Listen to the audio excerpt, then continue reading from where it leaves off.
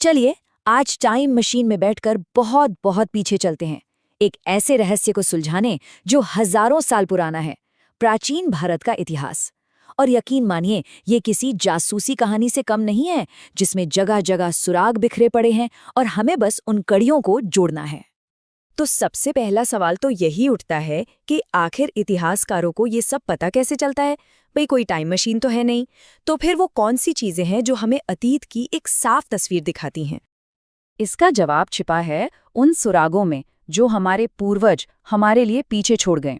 बिल्कुल वैसे ही जैसे कोई जासूस सबूत इकट्ठा करता है, इतिहासकार भी इन्हीं स्रोतों को एक एक करके जोड़ते हैं और तब जाके अतीत की कहानी बनती है। तो क्या कहते हैं, शुरू करें ये ऐतिहासिक जांच? ठीक है, तो हमारी इस जांच का रोड मैप कुछ ऐसा होगा। हम शुरुआत करेंगे पवित्र ग्रंथों से, फिर देखेंगे कि विदेशी यात्रियों ने क्या क्या रिपोर्ट किया।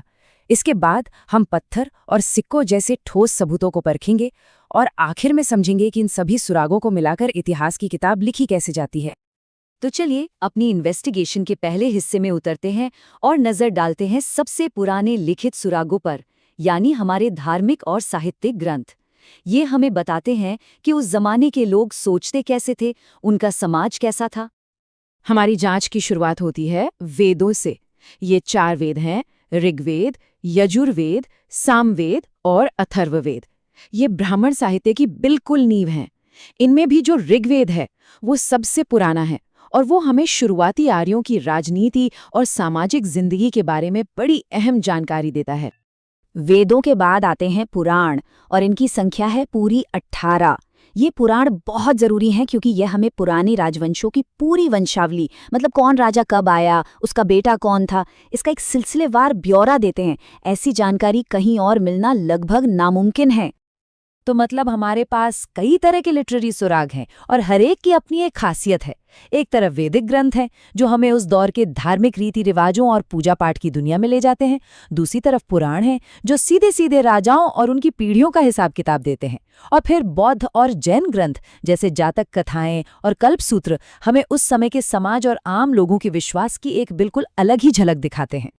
पर यहीं पर एक बहुत बड़ा सवाल खड़ा होता है, क्योंकि ये ग्रंथ ज्यादातर एक धार्मिक नजरिए से लिखे गए हैं, तो क्या इन पर 100% भरोसा किया जा सकता है? एक अच्छे जासूस की तरह हमें हर सबूत को शक की नजर से, मतलब आलोचनात्मक दृष्टि से देखना ही होगा। चलिए अब अपनी इन्वेस्टिगेशन को आगे बढ़ाते हैं। अब उन सुरागों को देखते हैं जो हमें उन मुसाफिरों से मिले जिन्होंने प्राचीन भारत को एक बाहरी व्यक्ति की नजरों से देखा था।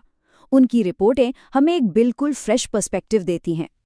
सोचिए, यूनान से मेगस्थनीज मौर्य दरबार में आए तो सदियों बाद चीन से फाहियान और ह्वेनसांग भारत पहुंचे, और फिर अरब से आए अल बिरूनी, जिन्होंने अपनी किताब किताबुल हिंद में यहाँ के समाज का बहुत गहरा विश्लेषण किया।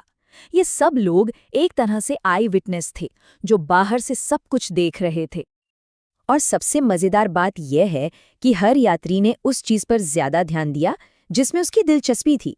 जैसे मेगस्थनीज जैसे यूनानी लेखकों का फोकस मौर्य एडमिनिस्ट्रेशन और उनकी सेना पर था, तो वहीं ह्वेनसांग जैसे चीनी यात्रियों ने बौद्ध धर्म, मठों और नालंदा यूनिवर्सिटी के बारे में छोटी से छोटी बात भी नोट की। अब वक्त है कुछ ठोस सबूतों की पड़ताल करने का। लिखने पढ़ने की चीज़ों और विदेशी रिपोर्टों के बाद अब हम उन सुरागों की जांच करेंगे जिन्हें हम वाकई छू सकते हैं: पत्थर और सिक्के, यानी कि हमारे आर्कियोलॉजिकल एविडेंस। इन सभी सुरागों में शायद सबसे पक्के और भरोसेमंद सुराग वो हैं जो पत्थरों पर खोदे गए हैं, जिन्हें हम शिलालेख कहते हैं। इन पर समय का कोई खास असर नहीं हुआ और ये आज भी हमें सीधे उस जमाने से कनेक्ट करते हैं। और हाँ, इन शिलालेखों को पढ़ने और उनके मतलब को समझने की जो साइंस है उसे कहते हैं पुरालेख शास्त्र या एपिग्राफी। ये भी एक तरह की जासूसी ही है जिसमें पुरानी लिखावट के राज खोले जाते हैं। जैसे कि कलिंग के राजा खारवेल का हाथी गुम्फा शिलालेख हो, या समुद्रगुप्त का प्रयाग स्तंभ, या फिर पुलकेशिन द्वितीय का ऐहोल शिलालेख। ये सब हमें राजाओं की कामयाबियों की सीधी जानकारी देते हैं, बिना किसी मिलावट के। पत्थरों के बाद अब बात करते हैं उन छोटे छोटे लेकिन बेहद कीमती सुरागों की जिन्हें सच में अपने हाथ में रखा जा सकता है। मैं बात कर रहा हूँ पुराने सिक्कों की। एक छोटा सा सिक्का अपने आप में इतिहास का पूरा खजाना हो सकता है। ये हमें राजा का नाम, उसकी शासन का समय बताता है। इससे अंदाजा लगता है कि उसका साम्राज्य कहाँ तक फैला था। यही नहीं, उस दौर की आर्थिक स्थिति कैसी थी, लोग क्या मानते थे और उनकी कला कैसी थी, ये सब एक सिक्के से पता चल सकता है। और इसका सबसे बेहतरीन उदाहरण है समुद्रगुप्त के सिक्के। उन पर उन्हें वीणा बजाते हुए दिखाया गया है। सोचिए, ये कितना शानदार सुराग है। ये हमें बताता है कि वो एक महान विजेता तो थे ही, साथ ही संगीत के भी शौकीन थे। तो अब तक हमारी जांच में कई तरह के सुराग सामने आ चुके हैं। लिखे हुए ग्रंथ, विदेशियों के रिकॉर्ड, पत्थर के शिलालेख और पुराने सिक्के।